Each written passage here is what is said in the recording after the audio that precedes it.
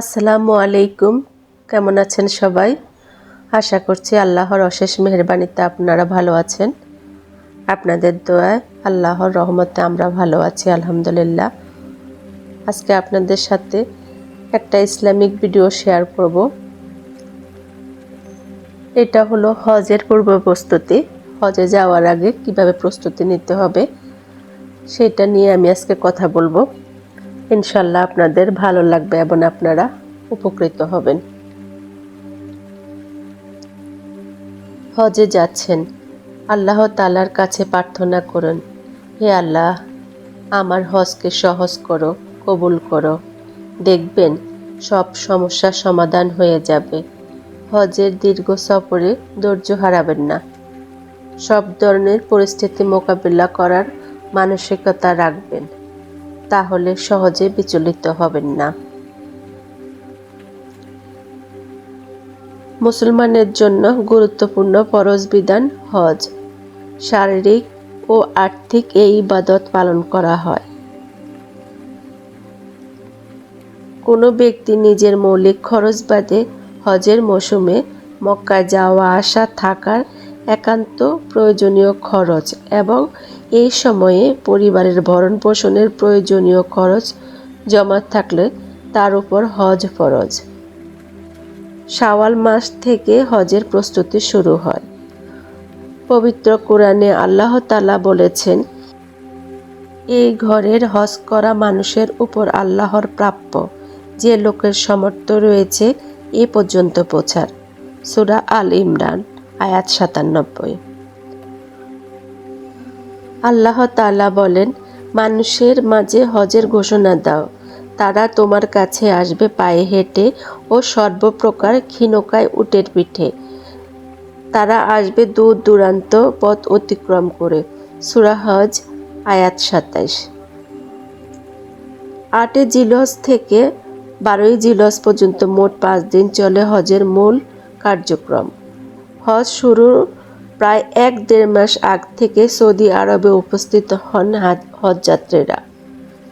হজে যাওয়ার আগে যেভাবে প্রস্তুতি নেওয়া জরুরি এ বিষয়ে আজ আপনাদের সাথে আলোচনা করব। প্রথমে নিয়তের শুদ্ধতা।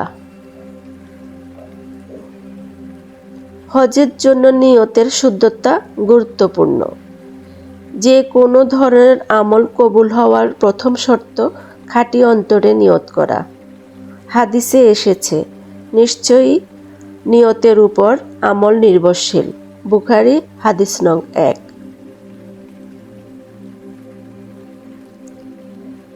শুধু আল্লাহর সন্তুষ্টির জন্য হজের নিয়ত করা।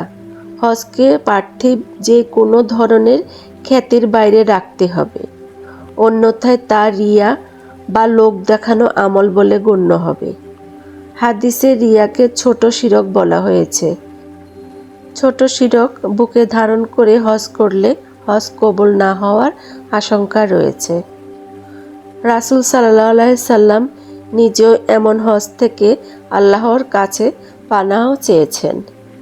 এক বর্ণনায় এসেছে, রাসূল সাল্লাল্লাহু আলাইহি সাল্লাম আল্লাহর কাছে প্রার্থনা করে বলেছেন, হে আল্লাহ, এমন হজের তৌফিক দাও যা হবে রিয়া ও সুনাম কুড়ানোর মন মানসিকতা হতে মুক্ত। ইবনে মাজাহ হাদিস ৮৯০। হজের নিয়ম কানুন জেনে নিন। হজ করতে ইচ্ছুক ও প্রথমবারের মতো হজ করতে যাচ্ছেন এমন ব্যক্তির জন্য অবশ্যই হজের নিয়ম কানুন সম্পর্কে প্রাথমিক ধারণা রাখা জরুরি। হজ সফরে কোথায় কখন কি আমল করতে হবে, কোন আমল করা ফরজ, কোন আমল ওয়াজিব, কোন আমল সুন্নত ইত্যাদি সম্পর্কে সুস্পষ্ট ধারণা থাকতে হবে।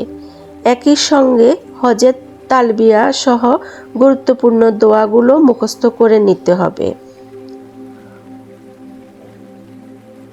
বর্তমানে বিভিন্ন হজ প্যাকেজের অধীনে এজেন্সির পক্ষ থেকে মুআল্লিম বা হজ গাইড নির্ধারণ করা থাকে। তবে অন্যের অপেক্ষা বসে না থেকে নিজের আমল নিজেই করতে পারাটা উত্তম। এছাড়াও হজের সময় বিপুল সংখ্যক জনসমাগমের কারণে তাৎক্ষণিক মুআল্লিমকে খুঁজে না পাওয়া গেলে হয়তো ঝামেলা পড়তে হতে পারে, মূল ইবাদত পালনের সমস্যা হতে পারে। এমনকি এর কারণে হজ অসম্পূর্ণ থেকে যাওয়ার আশঙ্কা রয়েছে। তাই এখন থেকে বিজ্ঞ আলেমদের সঙ্গে যোগাযোগ করে জরুরি বিষয়গুলো জেনে নেওয়া উচিত। আশেপাশের কোথাও হজ প্রশিক্ষণ দেওয়া হচ্ছে কিনা খোঁজ নিয়ে সেখানে যোগাযোগ করে মাসালাগুলো ভালোভাবে জেনে নেওয়া উচিত। সম্ভব হলে হজ সংক্রান্ত বই পড়েও জেনে নেওয়া যেতে পারে। হজের যাতায়াত সহ সব ধরনের খরচ ও হজের প্যাকেজ সম্পর্কে ধারণা রাখা, হজের সফরে বিমান ভাড়া, বাসা ভাড়া, হজের সময় মিনায় তাঁবুতে থাকা কিংবা না থাকা ইত্যাদি খরচ প্যাকেজের সুবিধাদি দেখে শুনে বুঝে এবং আগে থেকে জেনে নিতে হবে। এছাড়াও প্যাকেজের অধীনে সৌদি আরবে অবস্থানের মেয়াদ কতদিন, কোথায় কতদিন অবস্থান এবং তা কিভাবে বিস্তারিত জানতে হবে। প্যাকেজের অধীনে মুআল্লিম কি কি সেবা দেবেন তাও জেনে নিন, কারণ এসব নিয়ে হজের গুরুত্বপূর্ণ সময়ে বিতর্ক হয়। মানসিক ও শারীরিক সক্ষমতার প্রতি খেয়াল রাখা। ইসলামের যেসব ইবাদত শারীরিক সক্ষমতা জরুরি তার অন্যতম হজ।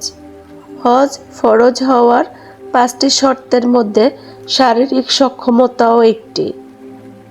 হজের সফরে প্রচুর হাঁটাচলা করতে হয়। যাতায়াতের জন্য যখন তখন যানবাহন পাওয়া যায় না, তাই কাবা শরীফ তাওয়াফ, সাই, মিনা, জামারায় পাথর মারা, মিনা থেকে মক্কায় গিয়ে হজে তাওয়াফ, সাই করতে প্রচুর হাঁটাচলা করতে হয়। যারা হজে যাওয়ার নিয়ত করেছেন, আল্লাহ তাআলা আপনাদের হজ কবুল করুক, আমিন। সবাই ভালো থাকবেন। ইনশাআল্লাহ হজ সম্পর্কে বা ইসলামিক আরও ভিডিও নিয়ে আমি আপনাদের সামনে আবারও হাজির হব। আল্লাহ হাফেজ।